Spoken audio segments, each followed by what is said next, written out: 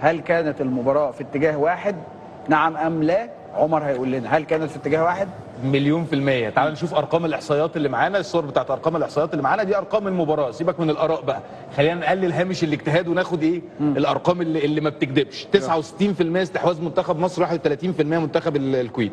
البيج تشانسز او الفرص المحققة 5 لمنتخب مصر، 3 لمنتخب الكويت. التسديدات 20 لمنتخب مصر، 7 لمنتخب الكويت. الجول كيبر سيفز، حارس مرمى منتخب الكويت شايل 5 كرات مقابل 2 لمنتخب مصر. ضربات الركنية 8-4.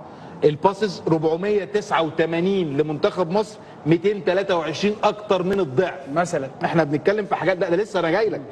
التوتال شوتس 20-7 زي ما قلنا، الاون تارجت 6-3. الصوره اللي بعدها هتلاقي الصوره اللي بعدها بالظبط هتلاقي الاون تارجت 6-3، الاوف تارجت 11-3. الانسايد بوكس منتخب مصر شايط من جوه منطقه الجزاء 11 مره مقابل 5 لمنتخب الكويت، والاوتسايد بوكس 9 لمنتخب مصر مقابل 2 لمنتخب الكويت. خش في اللي بعديها، الصوره اللي بعدها تنوع منتخب مصر. بص هيمنه منتخب مصر على الممرات الخمسه، لا ماشي يعني ماشي، خلينا ناخد الصوره دي بتاعت الباسز اون فاينل ثيرد. الباسز اون فاينل ثيرد، تخيل بص الرقم يا ابراهيم، التمريرات في الثلث الاخير لمنتخب مصر اللي هو الثلث الهجومي لمنتخب مصر، الدفاعي لمنتخب الكويت 222 تمريره. تمام، منهم 180 تمريره صح. منتخب الكويت في الفاينل ثيرد لمنتخب مصر 42 تمريره، 17 صح. قليل جدا. طيب يعني الراجل بيتكلم صح يا جماعه، يعني مش وان سايد جيم ما فيهوش جدال. الموضوع خلصان. وفي نفس الوقت وان سايد جيم، بس انا في نفس الوقت مش مبسوط 100%. ليه بقى مش مبسوط؟ لان يعني يا فرحتي برضو، يعني ما انا عايز بقى اكون اللي انا وصلت له ده اسجل بيه اهداف. بالظبط، هو انا مش مبسوط عشان الوان سايد جيم انا ما كسبتوش. هو ده اللي مضايقني.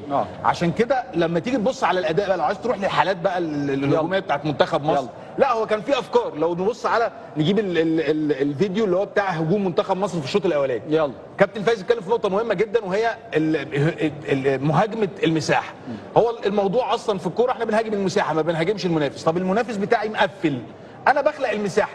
بص هنا من بدايه المباراه يا ابراهيم هتلاقي ان في تريكه بيعملها كابتن حلمي، انا بشوفها ان هي مهمه جدا جدا. انا عشان اخرج بالكوره من تحت محتاج لعيب بصير يقدر يخرجني بالكوره. مين هنا اللي ناحيه الباك الشمال، الراجل اللي تحت خالص ده محمد النني، لعيب نص ملعب، هو اللي بينزل تحت عشان يفضي المساحه للراجل ده اللي هو يحيى زكريا انه ياخد الخط. عشان كده هتلاقي المثلث اللي اتعمل ده بيحيى زكريا. بص الراجل اسلام عيسى استلم فين؟ هي دي الهاف سبيس اللي اتكلم فيها كابتن محمود فايز. هي المشكله بقى مش في الهاف سبيس، المشكله في خلق الهاف سبيس.